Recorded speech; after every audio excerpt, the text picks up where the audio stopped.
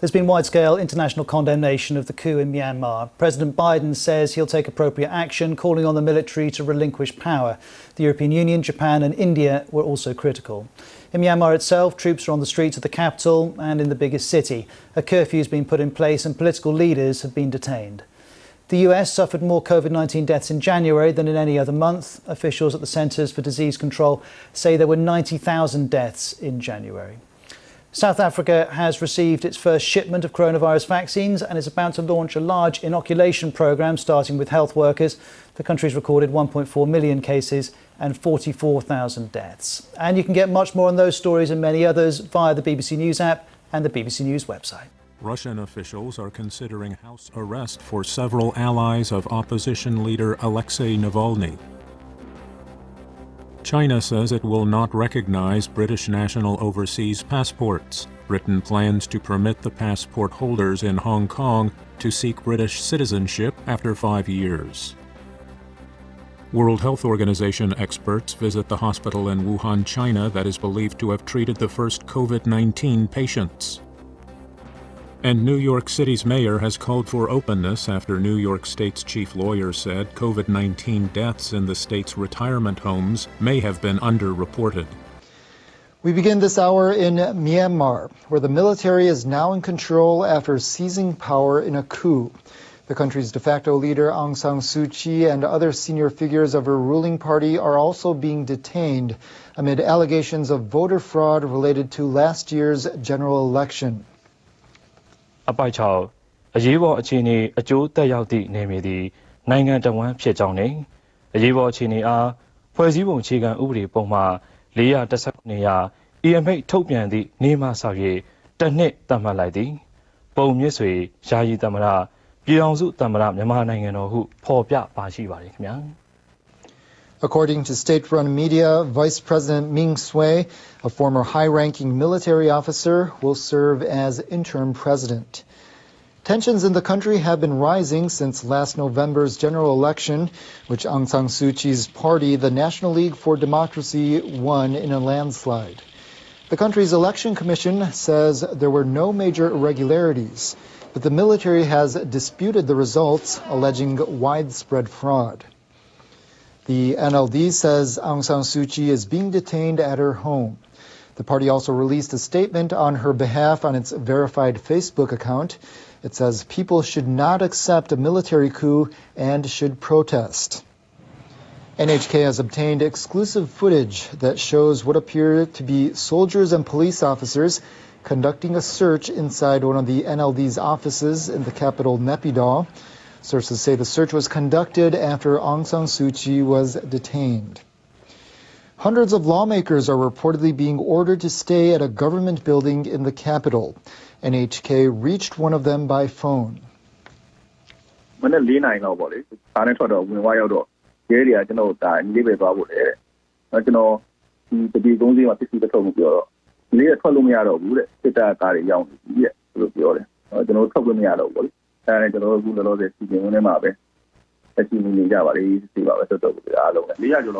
NLD partyဆိုတာဒီ2020မှာအနိုင်ရရှိတယ်ဆိုတာပြည်သူတွေကိုလည်းကျွန်တော်တို့ NLD နဲ့ကျွန်တော်တို့ခေါင်းဆောင်တောင်းဆိုကြည့်လက်ခံလို့ပြည်သူတွေအားလုံးကမဲပေးခဲ့လို့ကျွန်တော်တို့နိုင်တာပါဒီပေါ်မှာသူတို့ကမဲစင်းမှားကိုအကြောင်းပြပြီးတော့ကျွန်တော်တို့အာဏာသိမ်းနေဆိုတာဒါမဖြစ်သင့်ပါဘူးလုပ်လည်းမလုပ်သင့်တဲ့ကိစ္စပါ The National League for Democracy came to power just over 5 years ago. The party's win was hailed as an end to decades of military rule. But Aung San Suu Kyi has since been criticized for her government's crackdown on ethnic minorities, most notably Rohingya Muslims. In recent years, hundreds of thousands have fled to neighboring Bangladesh to escape escalating violence. To find out more, we spoke to NHK's Thi Ha Tway from Yangon. He says he first noticed something was happening early Monday morning. 5 o'clock in the morning, we started to observe that if something go wrong with the government as we lost the TV channels, especially MRTV. Only Myanmar military TV channels working. So we also lost all TV channel as well. But in the maybe 3 hours later, MRTV broadcasted the rebroadcast the report of the Yawadi TV that said about that explained about the coup. So, we can also listen to the radio that only release the songs, entertainment. That's all. Toye described how people in Yangon have reacted to the news of the coup. Basically, on the street, there's not, everything looks normal. They remain in silence with shocked. So far, no signs of anger because of the governments they elected has been under coup. It's quite difficult for people to approach and talk, but visibly they feel really confused and they feel really nervous with what they heard, and also it's a really strange experience for them. The telephone lines are cut and internet lines are cut because of the shutdown. ATM machines are not working well, and today is a Monday. So basically, the people gather at the banks to withdraw their money. So, and expectedly this morning, internet was shut down. So ATM machines are not working. So the people are waiting until it's come back.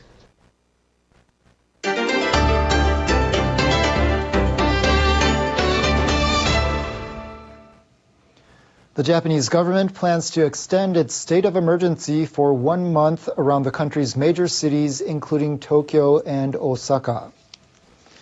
The measure is currently due to expire on Sunday. Officials say they'll make a final decision on Tuesday after hearing from experts. More than 3 weeks have passed since the state of emergency was declared in the capital and 3 neighboring prefectures.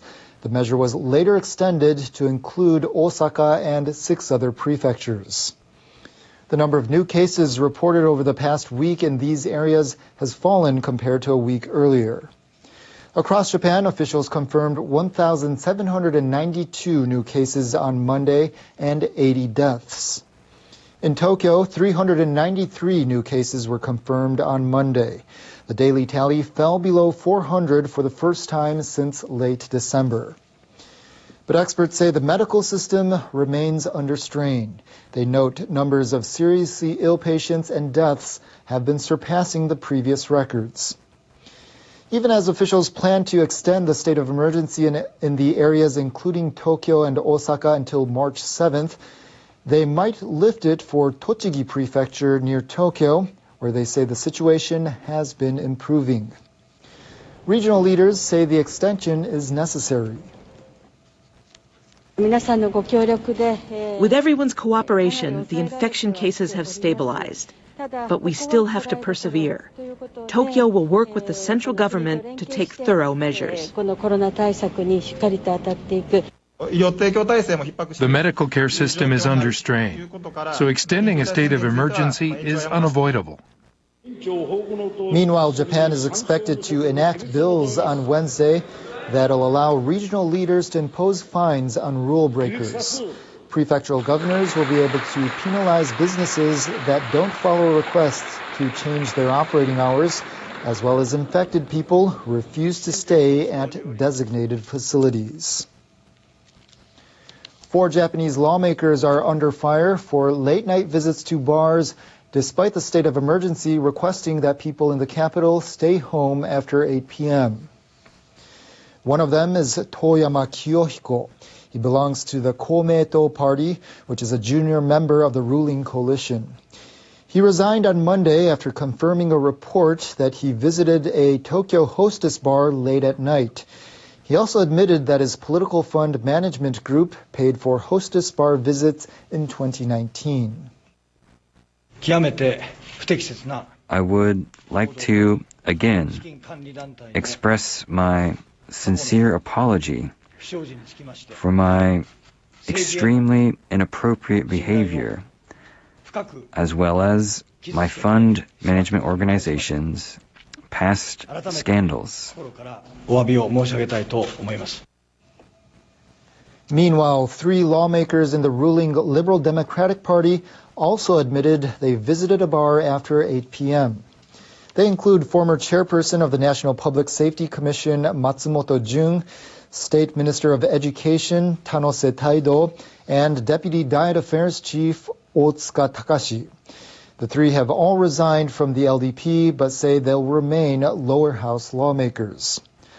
Prime Minister Suga Yoshihide expressed regret over the matter.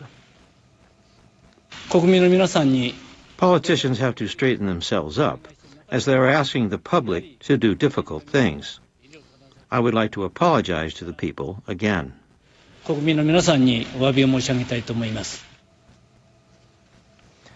A North Korean diplomat who defected to South Korea has said it's unlikely Pyongyang will completely abandon nuclear arms. South Korean media last week reported that then acting ambassador to Kuwait, Ryu Hyung-woo, and members of his family defected to the South in September 2019. CNN television aired an interview with Ryu on Monday. He said he fled North Korea for the sake of his daughter to find freedom. Regarding North Korea's denuclearization, Ryu said nuclear arms are directly linked to the stability of the North Korean regime. Therefore, it's unlikely it'll ever give up the weapons entirely. Media reports have said Ryu's father-in-law headed Office 39, believed to manage secret funds for North Korea's supreme leader. It's unclear if Ryu referred to his in-laws' positions in detail in the interview. CNN said Ryu was worried about his family members and relatives still in North Korea.